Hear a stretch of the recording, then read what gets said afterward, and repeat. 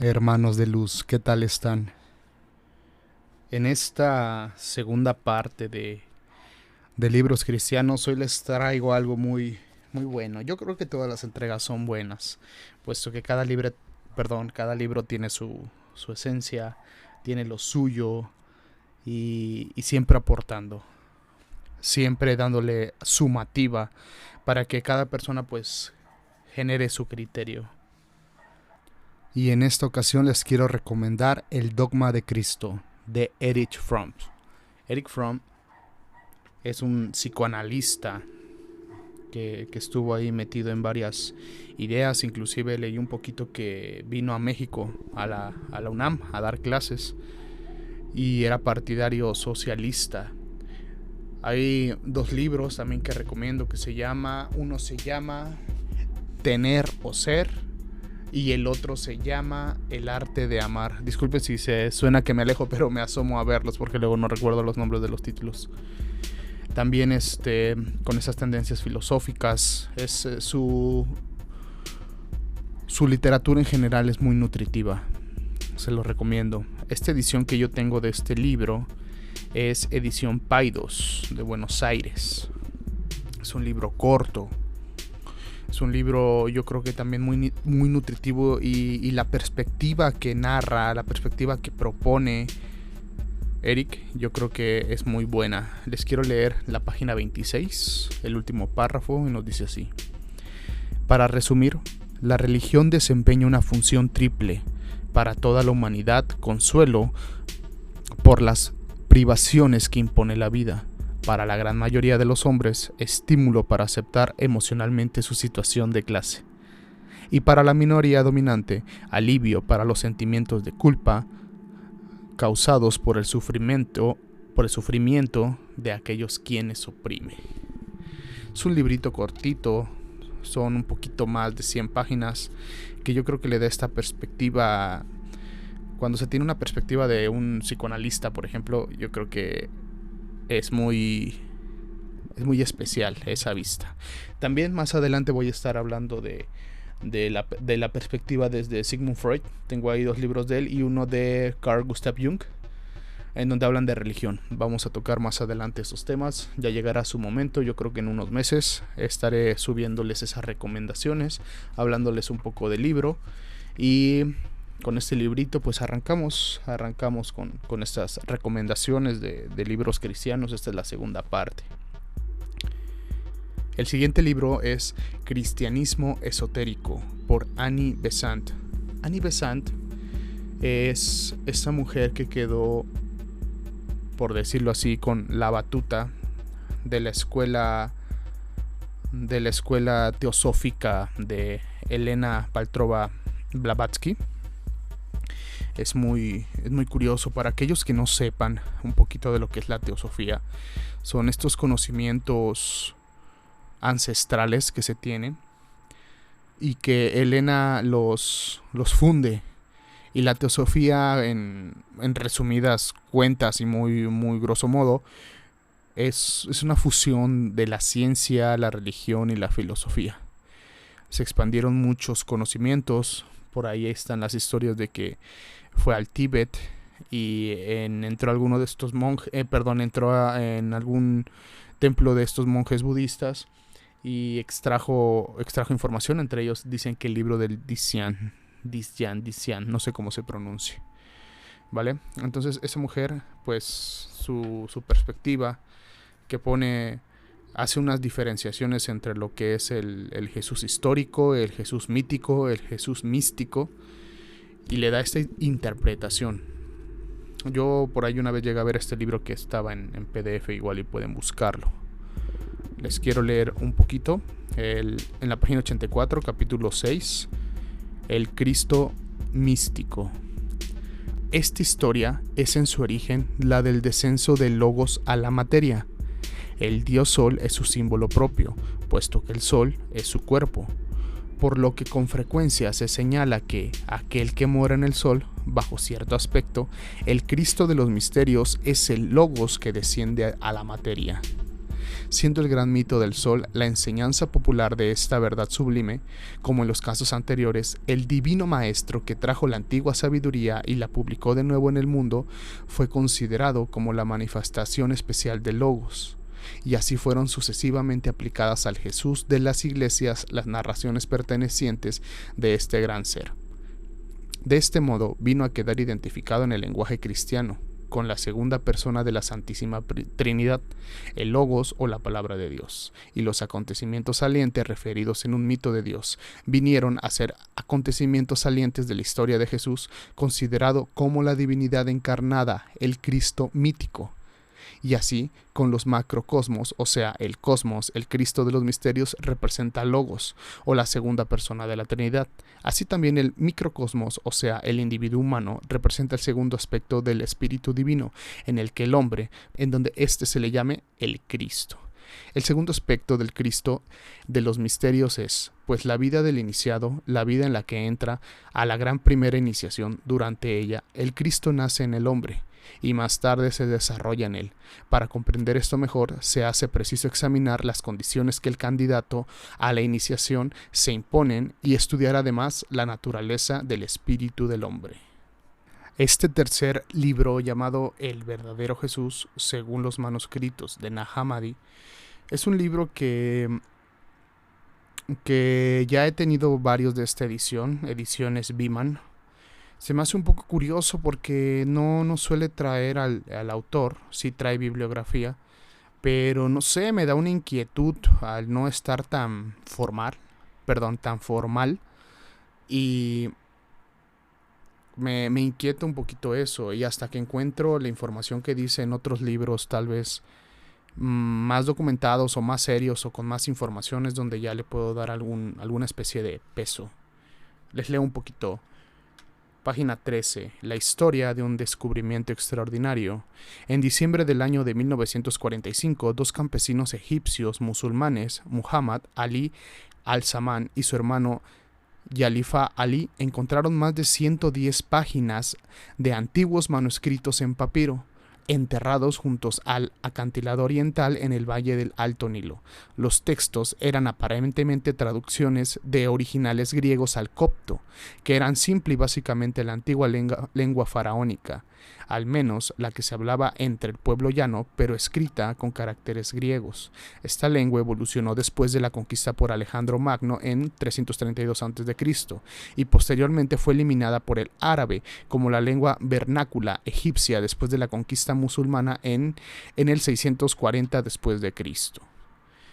Aquí vienen este libro lo que explica es, al igual que lo que son los rollos del Mar Muerto, este viene explicando lo que son los rollos de Nag Hammadi, ¿vale? Que son estos textos paralelos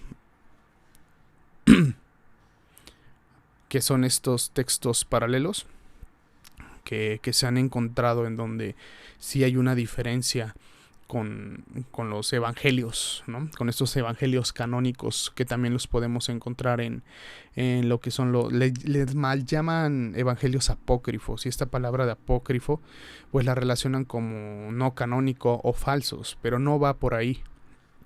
Tan solo es parte del mismo control la iglesia no va a aceptar estos escritos, puesto que ellos son los que tienen el canon.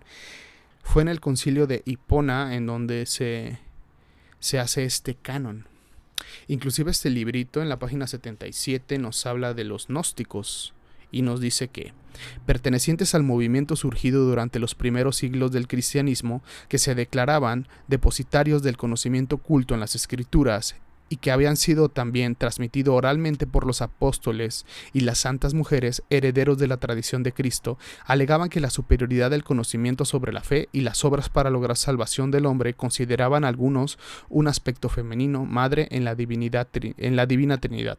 Los gnósticos eran bien esotéricos, veían a Cristo más bien como una emanación de la ausencia del neuma o espíritu del Padre, y lo llamaban Office, es decir, el símbolo de la sabiduría divina manifestada en la materia. Muchos de los escritos oficiales de la Iglesia están cuajadas de términos tomados de los gnósticos, como pleroma, plenitud, Aeón o Eón, emanación, Arconte, corona o dignidad, Adonai, imperio, que es el 10º Sefirot de la Cábala, y fuego consumidor, etcétera, que también aparecen en los manuscritos de Hammadi. Los gnósticos aparecen también en muchos de los evangelios apócrifos, como son los libros de la Ascensión de Elías y los evangelios de Nicodemus. Los gnósticos tuvieron figuras importantes durante los primeros años del cristianismo, como Valentín, que vivió en Roma del 136 al 165. Existe hasta un evangelio atribuido a él. Fue uno de los primeros doctores de la iglesia y casi fue elegido papa. Es muy posible que si Valentín, autor de uno de los textos de Hammadi, que era egipcio, hubiera llegado al trono de San Pedro, hoy los evangelios considerados inspirados podrían haber sido otros y no los actuales de la iglesia. La siguiente recomendación es Religión sin Dios, de Donald Dworkin. Este librito, que está catalogado como filosofías del Fondo Cultural Económico, está dividido en 4 partes. Primero es ateísmo religioso, después es el universo, tercer capítulo libertad religiosa y el cuarto, el más corto, muerte e inmortalidad.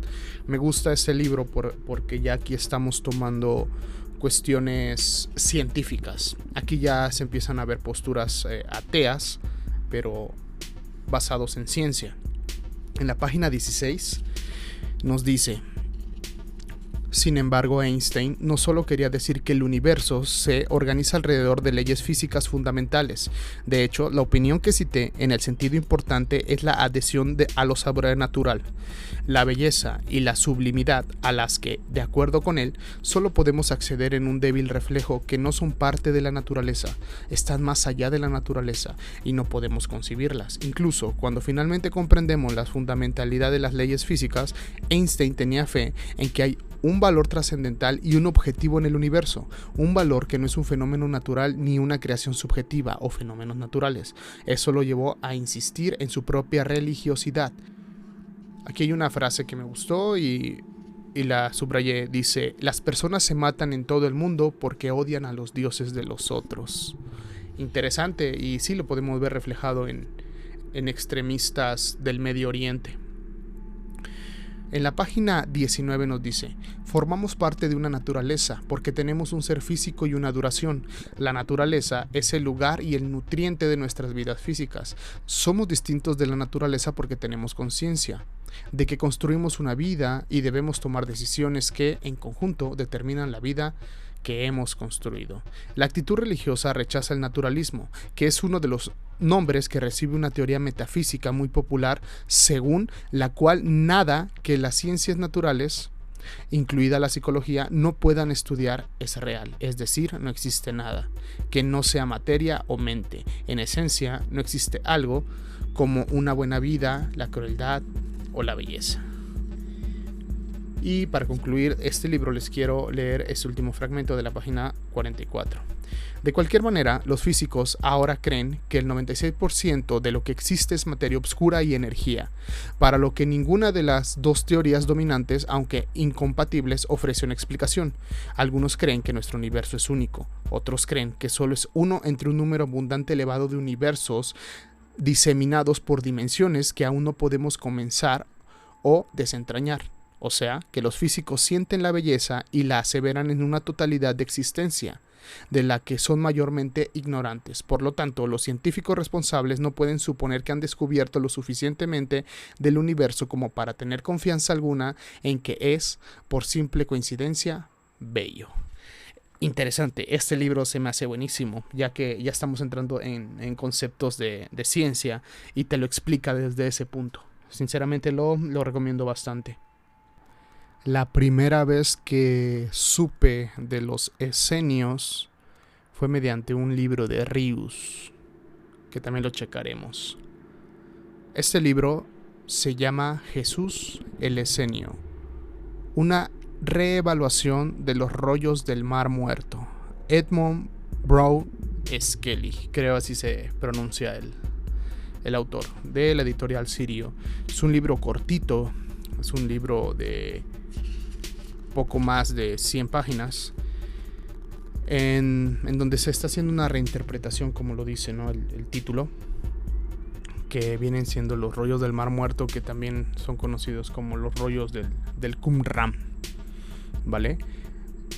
Donde vienen ciertos evangelios, no porque lo hayan escrito estos apóstoles. Por ejemplo, viene el evangelio de Tomás y de Felipe, si no mal recuerdo, pero no es porque ellos lo hayan escrito, sino que ellos aparecen dentro de estos manuscritos. Es por eso que se le bautizan así. Este libro que tengo es la tercera edición y hay mucha información muy profunda, a pesar de que es un libro cortito, y les comparto. Es la página 24. Nos dice: una planta es receptiva a la tierra, el agua y al sol, todas ellas fuentes inmensas de vida. Si pudiera incrementar su receptividad hasta el grado ilimitado, absorbería todos los ingredientes de la tierra, todo el aire, toda la atmósfera, todo el agua, toda la luz del sol. El grado de evolución y la perfección alcanzada por el organismo depende totalmente de su receptividad, de la cual el hambre y la sed son símbolos, mientras que el hambre y la sed del cuerpo material son limitados. Las necesidades de la mente por conocimiento y la verdad no tienen límites.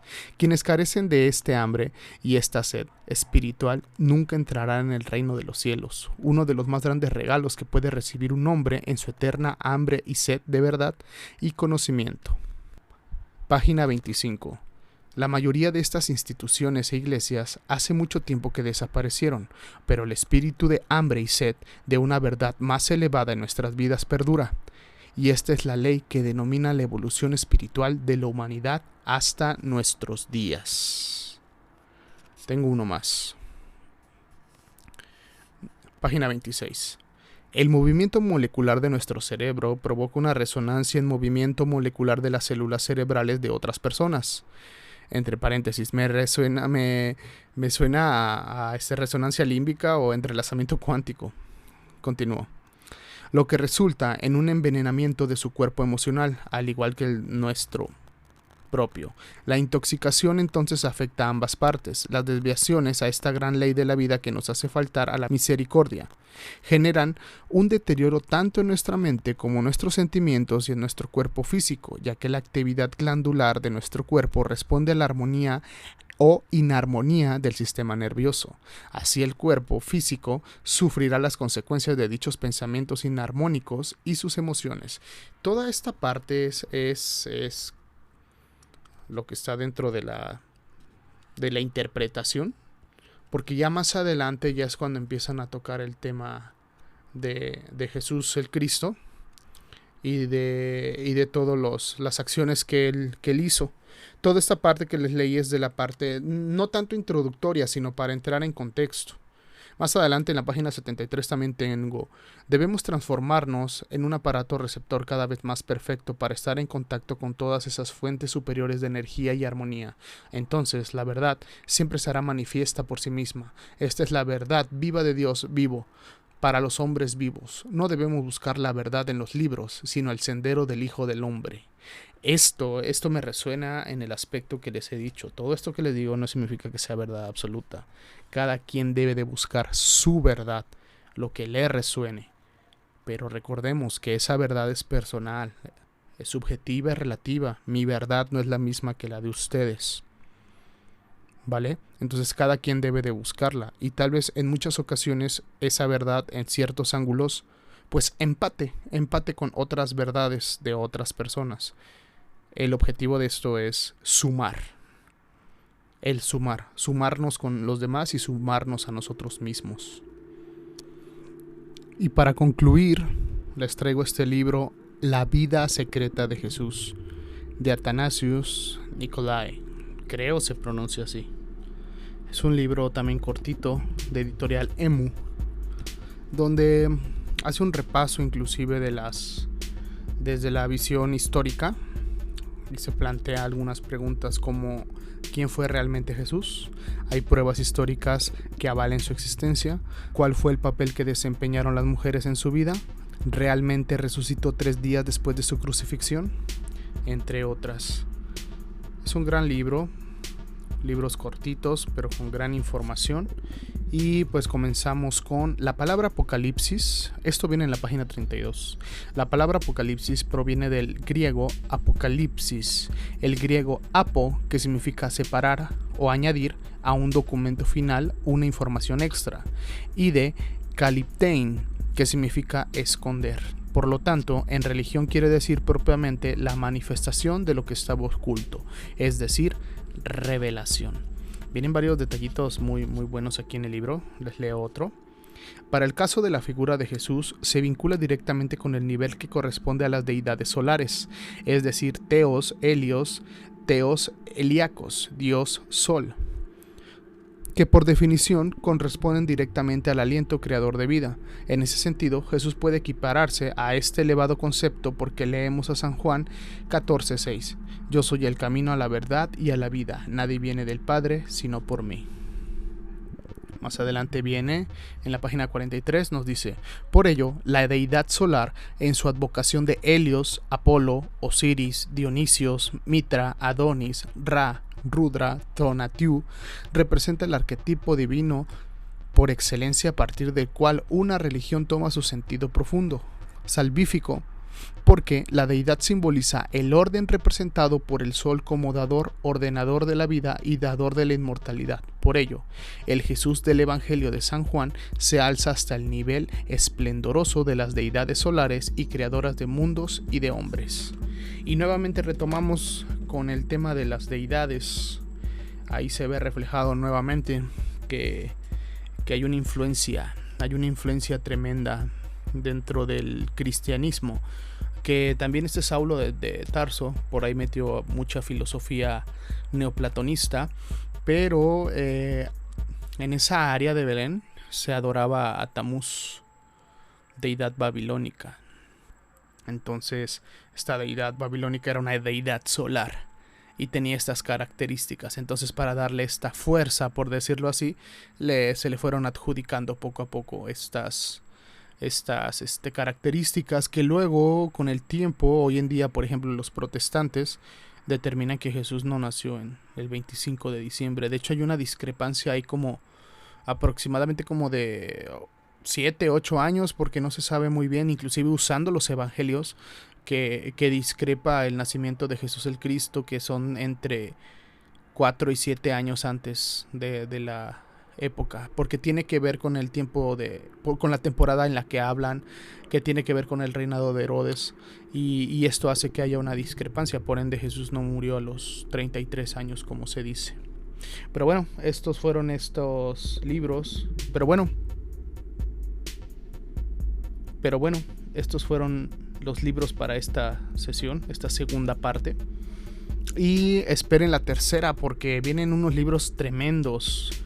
Después de la tercera va a haber una especie de pausa con la cronología de 1, 2, 3. Voy a hacer una mención especial ahí. Así que con esta tercera quiero darle un cierre a esta primera trilogía.